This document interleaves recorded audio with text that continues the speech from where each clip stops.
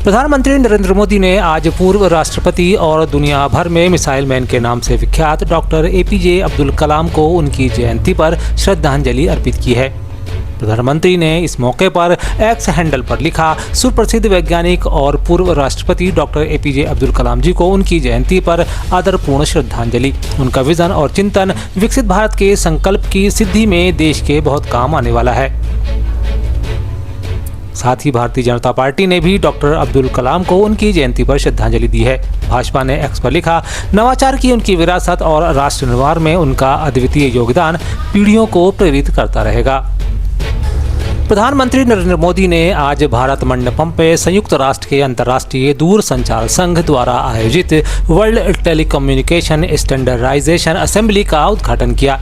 इसके साथ ही उन्होंने भारत मोबाइल कांग्रेस के 8वें संस्करण का भी उद्घाटन किया। इस मौके पर पीएम ने भारत मंडपम में अंतर्राष्ट्रीय दूरसंचार संघ विश्व दूरसंचार मानवीकरण असेंबली 2024 में प्रदर्शनी का निरीक्षण भी किया। इस दौरान केंद्रीय संचार मंत्री ज्योतिरादित्य सिंधिया भी उनके साथ मौजूद रहे।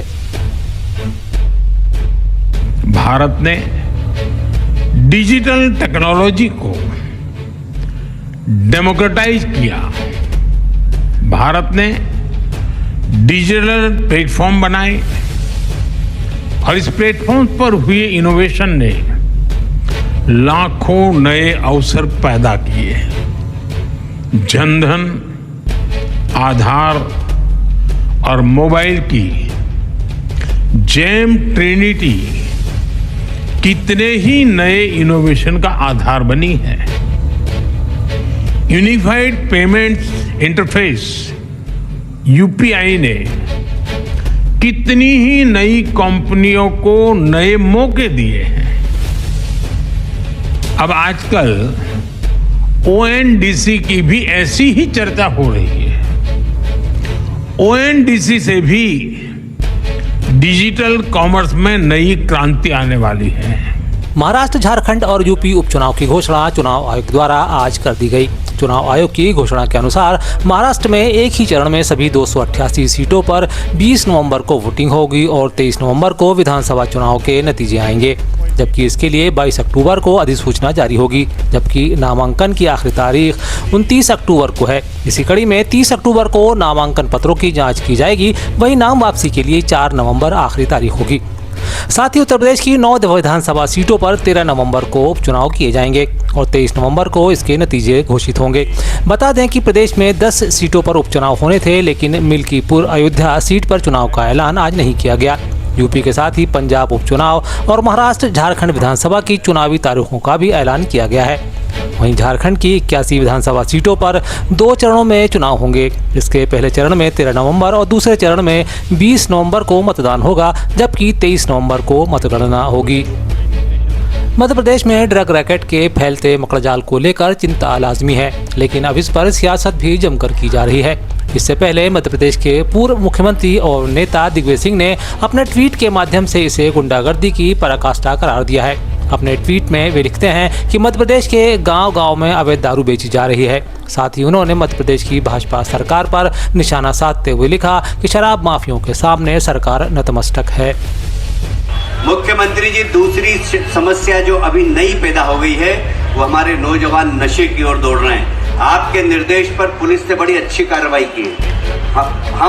हमें संतोष है, पर अभी संतुष्टि नहीं है। उसका कारण है कि चोर को तो पकड़ रहे हैं, पर चोर की मां तक नहीं पहुंच रहे हैं। मैं इस खुले मंच से कह रहा हूं कि ये सब ड्रग्स वगैरह ये प्रतापगढ़ से आते हैं। मुख्यमंत्री जी, इसमें भोपाल के अधिकारियों को हस्तक्षेप करना पड़ेगा, क्योंकि यहाँ पर राज्य की पुलिस, राजस्थान की पुलिस से संपर्क करके मेरे को तो नाम भी पता लग गए कि कौन कौन लोग हैं वहां पर। इन सब को अगर जेल की शिक्षों में नहीं डाला तो हमारे मध्य प्रदेश की तरुणाई को बर्बाद करने के लिए कुछ लोग लगे हुए हैं। और इसलिए 2 समस्या है, और चूंकि आप मुख्यमंत्री भी हैं और प्रभारी मंत्री भी हैं, और इसलिए आपके सख्त निर्देश की आवश्यकता है। हमें मालूम है आप नशे के बहुत विरोधी हैं। आपने जब भी जो संकल्प लिया है उसको संकल्प को पूरा करके ही आपने काम दम लिया है। ऐसे में प्रदेश सरकार का विपक्ष पर कितना दबाव है, इसका अंदाजा इंदौर के नेता और मंत्री कैलाश विजयवर्गीय के उस भाषण से लग जाता है जिसमें वे अपने ही मुख्यमंत्री के सामने कानून व्यवस्था से असंतुष्टि जताते हैं। यही नहीं, वीडियो में वे मुख्यमंत्री के सामने ही कुछ स्थानों के साफ साफ नाम भी लेते हैं। ऐसे में के मिश्रा ने उनके द्वारा प्रतापगढ़ का नाम लेने के बाद सियासत और भी गहरा गई है। कांग्रेस के अनुसार राजस्थान, जहां पहले ही भाजपा सरकार है, और दूसरा प्रतापगढ़ जिसके सटे हुए मल्हारगढ़ विधानसभा क्षेत्र से उप मुख्यमंत्री जगदीश देवड़ा का नाम आता है। ऐसे में जबकि पहले भी कांग्रेस उन पर आरोप लगा चुकी है, कैलाश के बयान के बाद वह और मुखर हो गई है। प्रदेश कांग्रेस के प्रवक्ता के मिश्रा ने भाजपा के दिग्गज नेता कैलाश विजयवर्गीय के बयान को लेकर भाजपा को घेरते हुए लिखा, मध्य प्रदेश के मंत्री कैलाश विजयवर्गीय का वैचारिक और कई मुद्दों पर मैं घोर विरोधी रहा हूं, किंतु उनकी साफगोई का यारबाजी का कायल भी हूं। आज उन्होंने मुख्यमंत्री डॉक्टर मोहन यादव की मौजूदगी में फिर इस बात का एहसास कराया है। भाजपा के सदस्यता अभियान को लेकर पहले ही कांग्रेस उसे निशाने पर लेती रही है। सदस्यता अभियान को फर्जी बताने वाली कांग्रेस उस वक्त को और भी मुखर हो जाती है जब प्रदेश के भाजपा नेता और पूर्व मंत्री अजय विश्नोई का एक पोस्ट सोशल मीडिया पर वायरल हो जाता है। इसमें विश्नोई भाजपा के सदस्य बनाने के एवज में कथित एजेंसी द्वारा ठेका दिए जाने की बात बताते हैं। भाजपा के नेता ने लिखा कि उक्त मांग फोन नंबर से की गई थी। ऐसे में प्रदेश कांग्रेस के चीफ जीतू पटवारी ने भी सोशल मीडिया पर इस पर चुटकी ली। वे लिखते हैं, फर्जी आंकड़ों का प्रचार प्रसार करके अपनी सदस्यता अभियान चलाने वाली भाजपा की पोल अब खुद भाजपा के विधायक ही खोल रहे हैं। भाजपा लगातार 20 वर्षों से अत्याचार, उत्पीड़न, भुखमरी और गरीबों में मध्य प्रदेश के आंकड़े बढ़ा रही है। अब अपनी सदस्यता अभियान में एजेंसियों की मदद लेकर फर्जी तरीके से वे आंकड़े भी बढ़ा रही है। जबकि मामले पर नेता प्रतिपक्ष उमंग सिंघार ने बीजेपी पर प्रहार किया है। सिंघार कहते हैं, कुनबा बढ़ाने के फर्जीवाड़ा को बीजेपी के सीनियर लीडर और वरिष्ठ साहसी विधायक अजय विश्नोई जी ने सर्टिफिकेट दिया है। अजय विश्नोई जी ने यह खुलासा किया है कि किस तरह से बीजेपी में मेंबर बनवाने के लिए ठेके लिए जा रहे हैं। अब वीडी शर्मा जी में यदि थोड़ी सी भी शर्म बची हो तो वे इस सच को स्वीकार कर माफी मांगे। बीजेपी की सदस्यता को लेकर अजय विश्नोई जी ने जिस प्रकार से बयान दिया और कहा कि बीजेपी की सदस्यता ठेकों पे की जा रही है, ठेके दिए जा रहे सदस्यता को लेकर, तो मेरे ख्याल से प्रदेश अध्यक्ष जी शर्मा जी से कहना चाहूंगा कि अब तो आप स्वीकार कर ले कि किस प्रकार से बीजेपी जबरदस्ती अपना सदस्यता अभियान चला रही है प्रदेश के अंदर और कैसे आंकड़े का जादू दिखाना चाहती है। लेकिन शर्मा जी अजय विश्नोई जी की बात को थोड़ा गौर से सुने।